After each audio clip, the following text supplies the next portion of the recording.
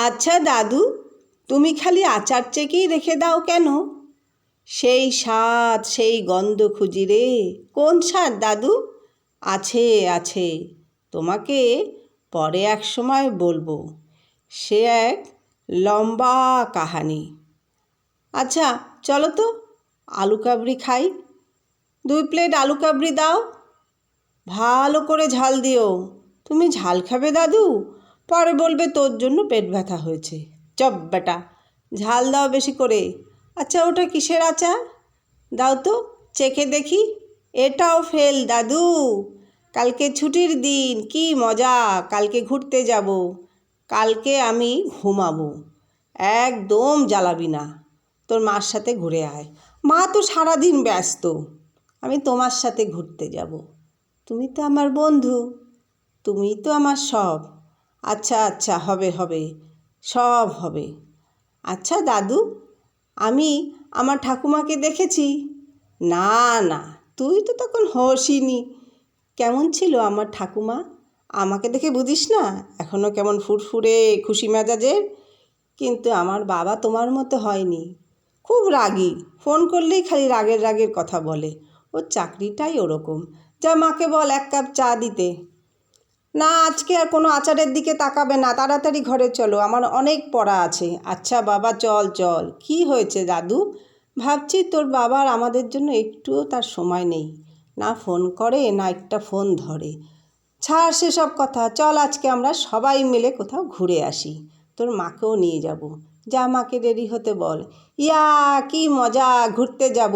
দাদু, তোমার জন্য একটা জিনিস এনেছি, কি বলো তো? কি বল না? আচার। আচার? আমার বেস্ট ফ্রেন্ড আমাকে দিয়েছিল, আমি তোমার জন্য নিয়ে এসেছি। তুমি তো আচার ভালোবাসো। কী নাম বেস্ট ফ্রেন্ডের? বৃষ্টি। বৃষ্টি? বাহ, কি সুন্দর নাম। আহ, কি সুন্দর গন্ধ, সেই স্বাদ দাদু ভাই, সেই স্বাদ। আমি পাগলের মতো এই স্বাদ খুঁজে বেড়াচ্ছিলাম। তোমার ওই বেস্ট ফ্রেন্ডের কী যেন নাম বলেছিলে? বাড়ি কোথায়? জানি না দাদু, ও তো স্কুল বাসে চলে যায়। আমরা টিফিন খেয়ে যার যার ক্লাসে চলে যাই। আমাদের এখন সেকশনও আলাদা। তুমি আমার বেস্ট ফ্রেন্ডের ঠিকানা খুঁজছো কেন দাদু? ওই যে বলেছিলাম একটা লম্বা কাহিনী আছে। কি সেটা? ওর নাম ছিল সুলোচনা। সলু বলে ডাকতাম আমি।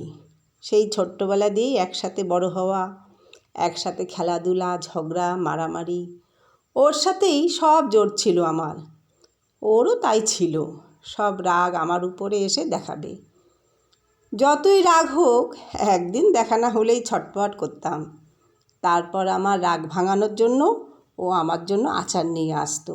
সে কি স্বাদ, গন্ধ, আহ, এখনও যেন মুখে লেগে আছে।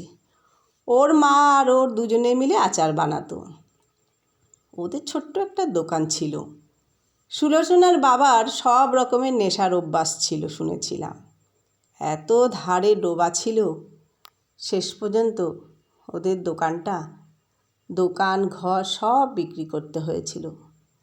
আমি শহরে চলে যাই পড়াশোনার জন্য, আরও গ্রামেই থেকে যায়। সুলোচনা খুব চাপা স্বভাবের ছিল, কখনো কিছু বলতো না। পড়াশোনায় খুব ভালো ছিল ও। ঘরের কাছে সময় পেত না।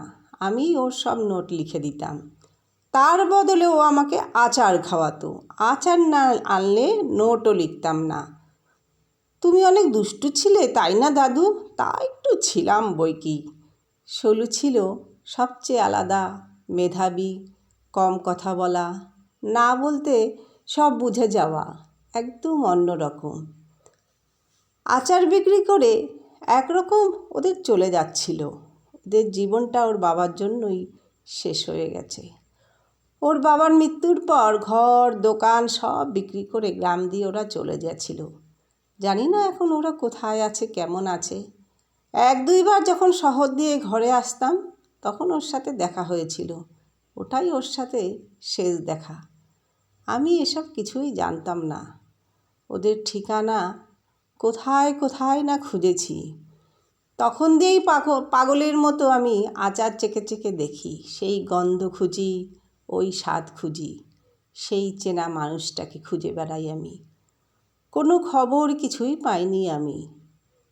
তুমি চিন্তা করো না দাদু, এখন তুমি ঘুমিয়ে পড়ো।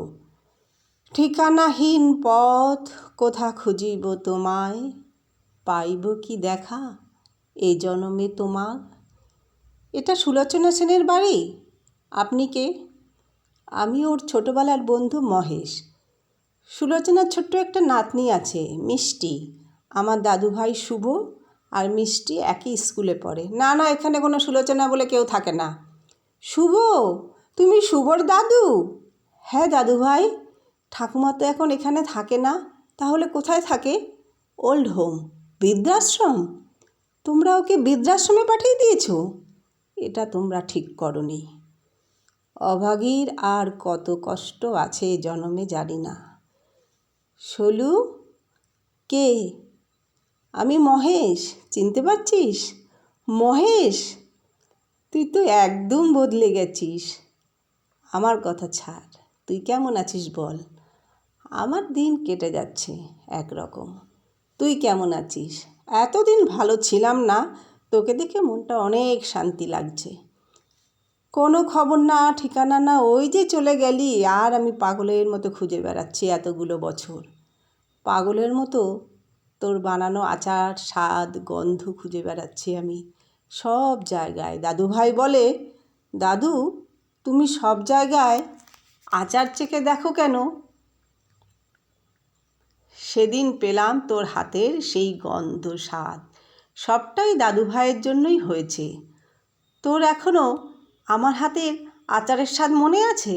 থাকবে না মনে? সেই গন্ধ, সেই স্বাদ কি ভোলা যায়? খাবি না কি একটু আচার? এখানেও আমার আচারের অনেক প্রশংসা, খাবো তো বটে। তার আগে এখানে সব জিনিসপত্র গুছিয়ে নে। আমার সাথে এখনই এখান দিয়ে যেতে হবে। কোথায়? কোথায় আবার আমার সাথে? না না, তা হয় না। কেন হয় না?